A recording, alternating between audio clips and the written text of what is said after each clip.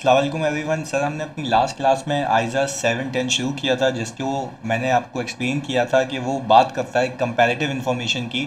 और comparative information का यहाँ पे मतलब ये है कि भाई लास्ट ईयर की फ़िगर्स, बट वो कहता ही है कि आप अपने एप्लीकेबल फाइनेंशियल रिपोर्टिंग फ्रेमवर्क के तहत ये देख लें कि आप वो कंपैरेटिव इन्फॉर्मेशन को क्या कॉरस्पॉन्डिंग फिगर्स कहते हैं या कंपैरेटिव फाइनेंशियल स्टेटमेंट्स कहते हैं इटसेल्फ। फिर मैंने आपको ये बताया था कि ये रिलेट करता है आइज़ा 510 से, तो उसकी लिंकेज बनाओ यहाँ पे कि भाई आप इनिशियल ऑडिट इंगेजमेंट आया कि पिछले साल कोई ऑडिट हुआ ही नहीं है या पिछले साल का ऑडिटर कोई और था, तो आपका मकसद ये होता है ये चेक करना कि क्या कोई प्रायर ईयर के अंदर मिस स्टेटमेंट तो नहीं है जिसका इम्पैक्ट करंट ईयर के ऊपर हो। ये सारी बातें मैंने 510 में सिखाई थी, उसके प्रोसीजर्स भी सिखाए थे। अलबत्ता उसकी रिपोर्टिंग यहाँ पे देख लेते हैं डिफरेंट डिफरेंट केसेस के अंदर। यानी सर हम पहले करेंगे, ये हमारा ऑब्जेक्टिव है। सबसे पहले मैं उठाऊंगा कॉरस्पॉन्डिंग फिगर, फिर हम ये देखेंगे कि अगर लास्ट बात समझिएगा, मैंने कहा सबसे पहले मैं उठाऊंगा कॉरस्पॉन्डिंग फिगर। और आपको मैंने सिखाया था कल की क्लास के अंदर कि जब कॉरस्पॉन्डिंग फिगर की बात हो रही होती है तो कॉरस्पॉन्डिंग फिगर के अंदर आप लास्ट ईयर को रेफर नहीं करते अपने ओपिनियन के अंदर। यानी आप बोलते हैं कि we have audited accompanying financial statements of ABC limited for the year ended, एक ही साल की बात करते हैं। कॉरस्पॉन्डिंग इन्फॉर्मेशन के अंदर आइडियली आप लास्ट ईयर के कोई भी चीज़ का जिक्र नहीं करते। मैं फिर रिपीट कर रहा हूँ, ओपिनियन सेक्शन के अंदर आप लास्ट ईयर के ईयर का जिक्र नहीं करते, आप सिर्फ करंट ईयर पे ओपिनियन देते हैं। बट इसकी कुछ एक्सेप्शंस हैं, वो हालात वाक़ियात क्या हैं वो आए देखते हैं। मैंने ये कहा कि भाई सर सबसे पहले मैंने उठा लिया corresponding figure. Auditor opinion shall not refer to और कॉरस्पॉन्डिंग फिगर, बात समझिएगा।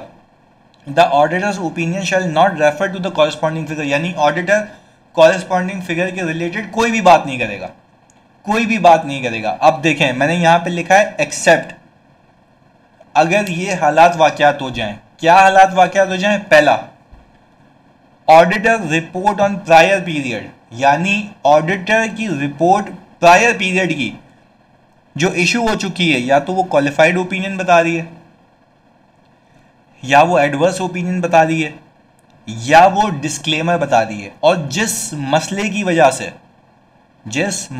वजह से क्वालिफाइड एडवर्स या डिस्क्लेमर गया था, वो मैटर अभी भी सर अनरिजॉल्व्ड है, यानी वो मसला अभी भी हल नहीं हुआ। अब लेट से मैं लास्ट ईयर किसी XYZ चीज़ का सबूत नहीं ले पाया, इस साल भी नहीं ले पाया। मैं लास्ट ईयर मैं डेप्रिसिएशन का मैंने देखा, ऑडिट किया, वो गलत था तो मेरी कैरिंग अमाउंट गलत थी, उसका इस साल भी इम्पैक्ट है।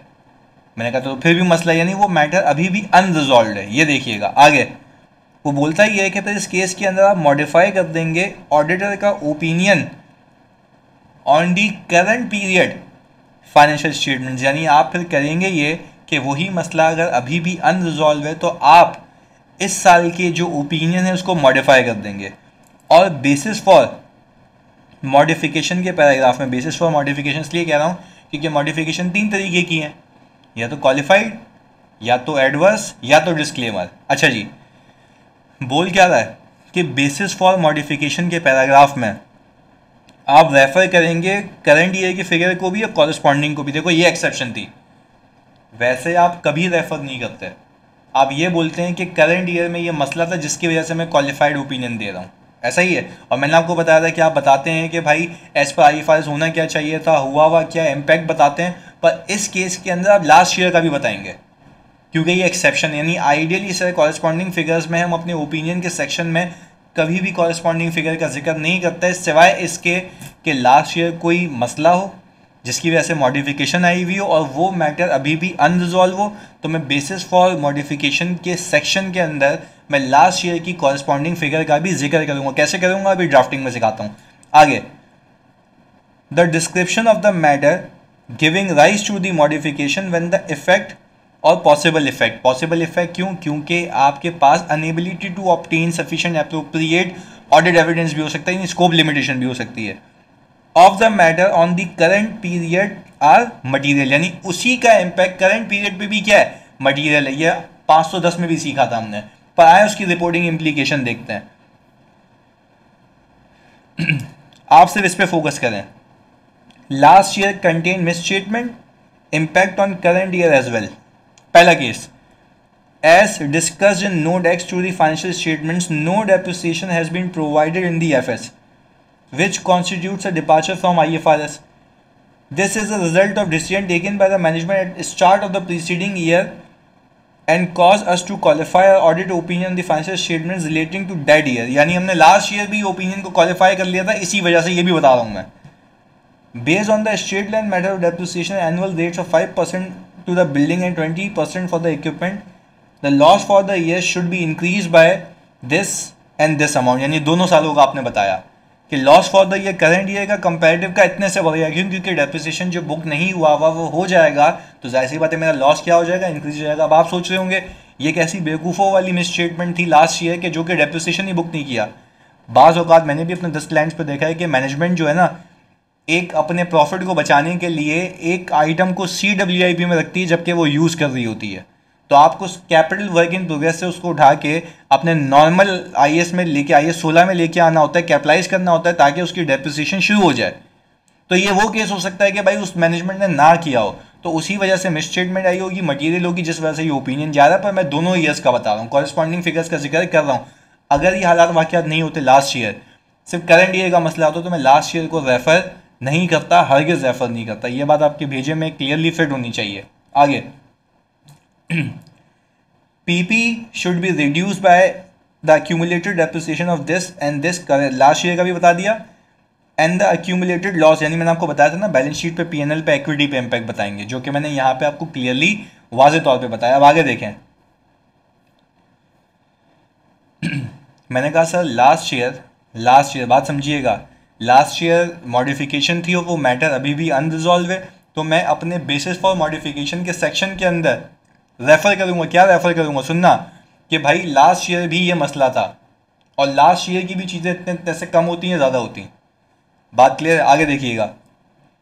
Explain that the audit opinion has been modified because of the effects और possible effects of the unresolved matter on the comparability of the current period figures and the corresponding figures. इसकी example सुनने पर ही अहम है. सुनना, ये वो की एरियाज़ हैं जिसमें एग्जामिनर का दिमाग घूमेगा ना तो वो पूछ के आपकी धज्जियाँ उड़ा देगा. फोकस हो के सीखो. हुआ ये कि मैंने लास्ट ईयर ऑडिट किया था. लास्ट ईयर मुझे एक एरिया था, लेट से मैं कह रहा हूँ कि भाई इन्वेस्टमेंट इन एसोसिएट है, तो इन्वेस्टमेंट इन एसोसिएट इन्होंने पॉलिसी रखी हुई है इक्विटी अकाउंटिंग. मुझे एसोसिएट के फाइनेंशियल्स नहीं मिले, तो भाई मैं इक्विटी अकाउंटिंग कैसे करूँगा. दैट मीन्स कि last year there was a scope limitation और मैंने कंसिडर किया कि वो मटेरियल होगी, तो मैंने ये कहा, मैंने लास्ट ईयर ओपिनियन क्वालिफाई कर दिया. क्या ये रिपोर्ट लास्ट ईयर की क्वालिफाइड है, मैंने ही ऑडिट किया था. Yes sir. मैं इस साल आ गया, इस साल का मुझे PNL मिल गया, या इस साल जो भी है उसने सही कर लिया, इस साल जो भी है सही कर लिया, लास्ट ईयर सही नहीं हुआ. अब बात समझें. अब मसला ये है कि इस साल तो सही हो गया, अब कंपेरेबिलिटी का इशू है, क्योंकि लास्ट ईयर की तो फिगर मुझे पता ही नहीं है. मैंने शेयर ऑफ प्रॉफिट सिर्फ क्या किया, बेवकूफ़ी में करंट ईयर का ऐड कर दिया PNL के अंदर, जबकि यही share of profit last year में नहीं है. तो ऐसी बात थोड़ी ना कि मैंने सिर्फ PNL फॉर द ईयर सही कर लिया. ये लास्ट ईयर का मसला है, बात समझिएगा. ये लास्ट ईयर का मसला है क्योंकि last year I was unable to obtain sufficient appropriate audit evidence. तो वो कह ये रहा है कि इवन दो ऐसा भी हो सकता है कि लास्ट ईयर आपका ओपिनियन मॉडिफाइड हो और वो मसला आपने करंट ईयर में सही भी कर लिया होगा, तब भी लास्ट ईयर से कंपेरेबिलिटी का इशू आ जाता है. यानी लास्ट ईयर से वो कंपेयर हो ही नहीं सकता, क्योंकि यहाँ पे आ रही है वहाँ पे नहीं चीज़ आती. तो सर क्या आपने एक बात सीखी कि मैं अपने ओपिनियन को मॉडिफाई कर देता हूँ इस बिना के ऊपर भी कि मेरा कंपेरेबिलिटी का इशू है. आए देखते हैं, वापस से रीड करते हैं. Explain that the audit opinion has been modified because of the effects or possible effects of the unresolved matter on the comparability of the current period figures and the corresponding figures. यानी sir अब मसला ये है कि comparability का मसला. अब sir इसके मसले वाली वो जो चीज़ें हैं वो रीड कर लेते हैं. मैंने कहा sir basis for qualified opinion, because we were appointed as the auditor of the company during 2020, we were not able to observe the counting of the physical inventories at the beginning of that period. यानी last year की बात बता रहा है कि भाई मैं inventory count नहीं किया था, तो इन्वेंट्री की एग्जिस्टेंस के ऊपर मैं कुछ भी नहीं कर पाया. और satisfy ourselves concerning those inventories quantities by alternative means यानी हमने ऑल्टरनेटिव प्रोसीजर भी नहीं कर पाए कि आगे जाके हम काउंट करते और वर्क बैक कर लेते, जो परचेजेज हुई होती वो लेस करते और जो सेल्स हुई हुई थी वो ऐड करते थे, तो वर्क बैक करके पीछे 31 दिसंबर पे पहुंच जाके, जो कि वो भी नहीं कर पाए क्योंकि बल्क अमाउंट ऑफ परचेजेज और सेल्स होंगी। आगे, since opening inventories affect the determination of the result of operation, यानी जो ओपनिंग इन्वेंट्री है, बात समझिएगा यानी बात समझिएगा, क्योंकि जो ओपनिंग इन्वेंट्री है, बात समझिएगा, क्योंकि जो ओपनिंग इन्वेंट्री है, क्योंकि जाहिर सी बात है opening plus purchases minus closing तो आपके पास COGS आता है, तो वो कह रहा है कि जब मेरी COGS आएगी तो रिजल्ट ऑफ ऑपरेशन भी तो कॉस्ट ऑफ सेल्स पे भी तो डिपेंड करते हैं कि प्रॉफिट कम या ज़्यादा होगा। आए देखें लिखता क्या है, we were unable to determine whether the adjustments to the result of operations and opening retained earning might be necessary for 2020। Our audit opinion on the financial statements for the period ended 31 December 2020 was modified accordingly. Was modified accordingly. Our opinion on the current period financial statements also modified. यानी मैंने बोला कि last year हम इसको modify करके आ चुके थे, पर हम इस साल के ओपिनियन को भी मॉडिफाई कर रहे हैं। क्यों? हालांकि मैं क्लोजिंग इन्वेंट्री इस साल की तो गिन के आया हूँ, इस साल की तो बच्चों इन्वेंट्री में गिन के आया हूँ, तो मैं लिख के आ रहा हूँ, our opinion on the current period financial statements also modified because of the possible effects of this matter on the comparability of the current period figures with the corresponding figures। यानी देखो इसमें भी मैंने लास्ट ईयर का जिक्र किया। Basic क्या है सर? बेसिक ये है कि कॉरस्पॉन्डिंग फिगर्स के केस के अंदर खुदारा आप कभी भी कंपैरेटिव इंफॉर्मेशन का जिक्र नहीं करते अपने ओपिनियन के अंदर, सिवाय कब?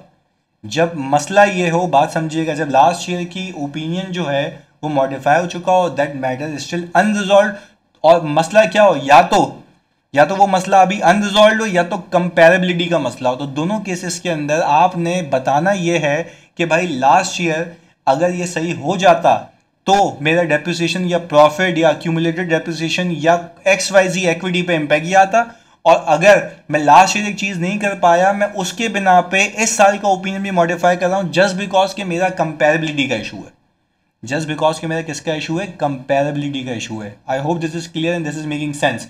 अब सर आगे का केस लेके चलते हैं। दूसरा केस, मटेरियल मिसस्टेटमेंट एग्जिस्ट करती थी प्रायर पीरियड के एफएस में, जिसके अंदर मैंने जानी अनमॉडिफाइड ओपिनियन दे दिया था, चवल मार दी थी, और कॉरेस्पॉन्डिंग फिगर्स क्लाइंट ने रीस्टेट नहीं की। सर ये क्या बात कर रहे हैं आप? समझें, मैंने लास्ट ईयर ऑडिट किया, अनमॉडिफाइड ओपिनियन दिया, भाई हो सकता है नहीं आया ना, मेरे सैंपल में नहीं आया, मिस हो गया, जो भी है XYZ, आप सैंपल बेसिस पे ऑडिट करते हैं, मिस हो जाता है कभी कभार, कोई मसले वाली बात नहीं है। पर अब तो आपको पता है ना, क्योंकि वो इंटीग्रल पार्ट है। आप मैनेजमेंट से रिक्वेस्ट करते हैं कि प्लीज़ भाई आप कंपैरेटिव फिगर्स को सही कर लें, मैनेजमेंट नहीं मानती तो दोस्त शायद विद गवर्नेंस के पास जाते हैं कि भाई ये सही कर लो। अच्छा, अगर वो लास्ट ईयर उसने सही नहीं किया और अप्रोप्रिएट डिस्क्लोजर नहीं दिए, क्योंकि जब रीस्टेटमेंट होती है तो आपको पता है ना, ये सेट के हिसाब से हमें डिस्क्लोजर देना होता है कि कौन कौन सा लाइन आइटम इम्पैक्ट हुआ है, ये सारी चीज़ें हमें बतानी होती हैं कि भाई रिटेन अर्निंग पे क्या इम्पैक्ट आया, प्रॉफिट पे क्या इम्पैक्ट आया लास्ट ईयर के, ये सारी चीज़ें। अच्छा, तो बोलता ये है कि auditor shall express a qualified opinion या तो adverse opinion in the auditors report on the current period FS. फिर सुने, ऑडिटर को क्या कहा गया कि वो क्या करेगा, अपने ओपिनियन को मॉडिफाई कर देगा, किस पे? इस करंट ईयर के एफएस को मॉडिफाई कर देगा, ओपिनियन को अपने क्वालिफाई करेगा या एडवर्स करेगा। सर यहाँ पे स्कोप लिमिटेशन क्यों नहीं आ रही? क्योंकि यहाँ पे मिस स्टेटमेंट की बात हो रही है, यहाँ पे स्कोप लिमिटेशन की बात नहीं हो रही है। आगे, modified with respect to the corresponding figures, modified with respect to the corresponding figures. अच्छा जी, however when the prior period FS that are misstated have not been amended and the auditor's report has not been reissued, but the corresponding figures have been properly restated or appropriate disclosure have been made in the current period financial statements, the auditor's report may include an emphasis on matter paragraph describing the circumstances and referring to where the relevant disclosure has fully described the matter that can be found in the FS। यानी बात समझें, वो क्या ये रहा है भाई कि लेट से आपने इस साल का ऑडिट किया, बिल्कुल क्लैरिटी से दिमाग खुला रख के सोचते हैं इस बातों को, आप रिपोर्ट दे रहे हैं इस साल की, कॉरेस्पॉन्डिंग फिगर्स भी हैं, आपको भंड पता लगा लास्ट ईयर का, आपको भंड पता लगा लास्ट ईयर का, तो भाई आपको जब भंड पता लगा है लास्ट ईयर का मेरे भाई, तो आप मुझे एक बात बताएं कि लास्ट ईयर एक मिस स्टेटमेंट थी और मैनेजमेंट ने सही नहीं की, उसको डिस्क्लोजर नहीं दी, तो भाई ये भी तो एक मिस स्टेटमेंट है ना, क्योंकि वो इंटीग्रल पार्ट है, वो इंटीग्रल पार्ट है। तो वो क्या क्या रहा है, मॉडिफाई करेंगे आप with respect to corresponding figures जो उसके अंदर शामिल है। मॉडिफाइड विद रिस्पेक्ट टू क्या होगा जानी, modified with respect to corresponding figures होगा।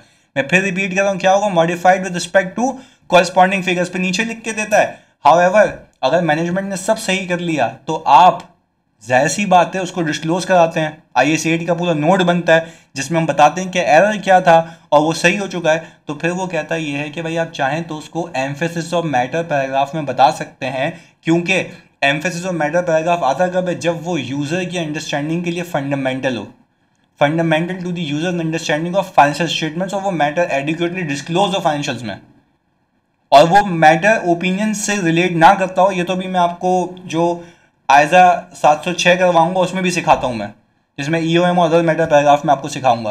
बट आपको एक बेसिक नॉलेज तो है ना प्रायर बेसिस पे, कैफ के बेसिस के ऊपर, कि भाई मेरे पास एम्फेसिस ऑफ मैटर पैराग्राफ कब आता है, जब मैं किसी मैटर को जो मेरे एफएस में डिस्क्लोज है एडिक्वेटली मैं यूज़र को एम्फेसाइज करवाना चाहूँ, क्योंकि वो यूज़र की फाइनेंशियल स्टेटमेंट्स की अंडरस्टैंडिंग के लिए फंडामेंटल है। तो मैंने यही किया, और ये मैटर ओपिनियन से भी रिलेट नहीं करता था, क्योंकि वो तो सब सही हो चुका था ना, कोई मिस स्टेटमेंट थोड़ी ना थी, वो तो सही कर चुका है। और जो मिस स्टेटमेंट सही कर चुका है तो मैं खाली रेफर करवाऊंगा, भले को पिछले साल ये हुआ था अब वो सही हो चुका है, तो आप रेफर जो मे के साथ यूज़ करते लाजमी नहीं है। देखो रीड करते हैं, the auditor report may include N emphasis of matter paragraph. बात क्लियर है। तो सर हमने अभी क्या सीखा, सर हमने अभी ये सीखा कि कॉरेस्पॉन्डिंग फिगर्स के केस के अंदर आप कभी भी ऑडिट रिपोर्ट के ओपिनियन के सेक्शन के अंदर कभी भी कॉरेस्पॉन्डिंग फिगर का जिक्र नहीं करते, सिवाय कब, जब लास्ट ईयर कोई मिसस्टेटमेंट हो और वो मैटर अभी भी अनरिजॉल्व हो, और लास्ट ईयर कोई मिसस्टेटमेंट हो और कंपेरेबिलिटी का इशू हो, और लास्ट ईयर कोई मिसस्टेटमेंट हो, आपने लास्ट ईयर ओपिनियन मॉडिफाई नहीं किया हो, इस बार आपको पता लगा है, तो आपका अगर जो कंपनी है वो लास्ट ईयर को सही नहीं कर रही है, लास्ट ईयर को सही नहीं कर रही है, तो फिर आप मॉडिफाई कर सकते हैं अपने ओपिनियन को with respect to corresponding figures only. यानी आप बोलेंगे कि लास्ट ईयर का मसला है, इस साल सब सही हो चुका है, यानी इस साल वो बोला भाई अच्छा देखो ऐसा भी होता है, मैनेजमेंट क्या कहती है हम क्लोजिंग में सही कर लेते हैं। ओ भाई क्लोजिंग में कैसे सही कर लेते हैं यार, आपको ओपनिंग भी तो मिसस्टेटेड है ना, कंपेरेबिलिटी का यहाँ पे भी तो मसला है। तो वो यही कह रहा है कि with respect to corresponding figures only आप फिर करेंगे। अच्छा भाई सर अगर हम ये देखें, अगर हम ये देखें कि सर हमारे पास ये दो केसेस हमने किए थे, लास्ट ईयर कंटेंट मिसस्टेटमेंट्स और लास्ट ईयर स्कोप लिमिटेशन थी, सही है जी, this year only comparability issue, तो दोनों बातें हम देख चुके हैं। अच्छा अब फिर वो कहता ही है कि भाई ऐसा हो सकता है कि prior year period audited bye किसी और ऑडिटर, यानी किसी प्री डिसेसर ऑडिटर ने ऑडिट किए थे किसी और ऑडिटर ने। तो आपको बचपन में हमने सिखाया था कि इस केस में आपकी रिपोर्ट के सेक्शन में अदर मैटर पैराग्राफ आता है, जिसमें आप बताते हैं कि भाई predecessor auditor the financial statements of XYZ year have been audited by another firm of chartered accountants, जिसका ओपिनियन ये था, जिसकी डेट ये थी, ये आप अदर मैटर पैराग्राफ में बताते हैं। देखो ये क्या लिखा हुआ है, FS of prior period were audited by predecessor auditor and the audit is not prohibited by law regulation from referring to यानी बोल रहे लॉ रेगुलेशन देख लेना। अच्छा सर अदर मैटर पैराग्राफ कब देते हैं, अदर मैटर पैराग्राफ तब देते हैं जब ऑडिटर को कोई ऐसा मसला एम्फेसाइज करना हो जो कि मेरे FS में डिस्क्लोज नहीं है, क्योंकि उसके लिए तो एम्फेसिस ऑफ मैटर है, तो मैं वो अदर मैटर पैराग्राफ में बताता हूँ कि भाई ये अदर मैटर है जो कि रिलेट करता हो ऑडिटर से, ऑडिटर की जिम्मेदारियों से और ऑडिट रिपोर्ट से। तो मैं यहाँ पे अपनी जिम्मेदारी बता रहा हूँ ना कि भाई लास्ट ईयर का FS जो है वो किसी और ने ऑडिट किए थे, तो वो कह ये रहा है the auditor shall state in other matter paragraph के FS जो प्रायर पीरियड के हैं प्रीडिसेसर ऑडिटर ने ऑडिट किए हैं, उसने ओपिनियन क्या दिया था, अगर मॉडिफाई किया तो रीजंस फॉर मॉडिफिकेशन भी बताऊंगा, और डेट ऑफ ऑडिट रिपोर्ट क्या थी। अच्छा भाई अगर प्रायर पीरियड के फाइनेंशियल स्टेटमेंट्स ऑडिट ही नहीं हुए तो auditor shall state in other matter paragraph in the auditor report the corresponding figures are unaudited. फिर वो कहता ही ये है कि भाई जब आपने ये लिख दिया ना कि कॉरेस्पॉन्डिंग फिगर्स अनऑडिटेड है, तब भी आपकी जिम्मेदारी खत्म नहीं होती with relate to corresponding figures. आपने फिर भी चेक करना है कि ओपनिंग बैलेंसेस कहीं मिसस्टेटेड तो नहीं है जिसका इम्पैक्ट करंट ईयर के ऊपर हो। I hope sir this is making sense. यानी सर अगर मैं उसको 510 से कनेक्ट करूँ तो क्या आप ये बात मेरी समझ पा रहे हैं कि 510 से में हम क्या करते हैं, 510 में हम ये करते हैं कि सबसे पहले जब हम मिसचैपन होते हैं तो हम सबसे पहले ये देखते हैं कि कहीं ओपनिंग बैलेंसेस के अंदर मिस स्टेटमेंट तो नहीं है जिसका इम्पैक्ट करंट ईयर के ऊपर और मेरी अकाउंटिंग पॉलिसीज कंसिस्टेंटली अप्लाई हुई या नहीं हुई।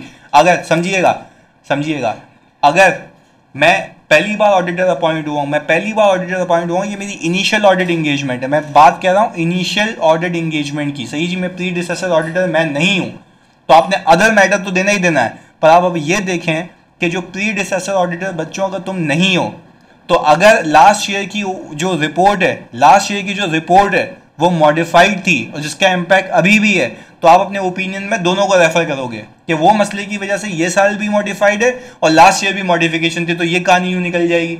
दूसरी चीज़, फिर मैंने ये कहा कि भाई अगर लास्ट ईयर मॉडिफिकेशन नहीं थी और इस साल आपको पता लगा कि लास्ट ईयर मसला है, तो फिर वो कहता ये है कि भाई अगर वो मसला सही नहीं हुआ अब तक तो आप सिंपल एक काम करेंगे, ये देखिएगा कि कहीं लास्ट ईयर की रिपोर्ट री इशू तो नहीं हुई कि भाई उसने बोला कि सही है यार, हमने मसला सही करवा के री इशू करवा ली, तो अगर नहीं हुई अनलेस तो फिर आप अपने ओपिनियन को मॉडिफाई कर देंगे with respect to corresponding figures और फिर उस पर एम्फेसिस ऑफ मैटर दे देंगे।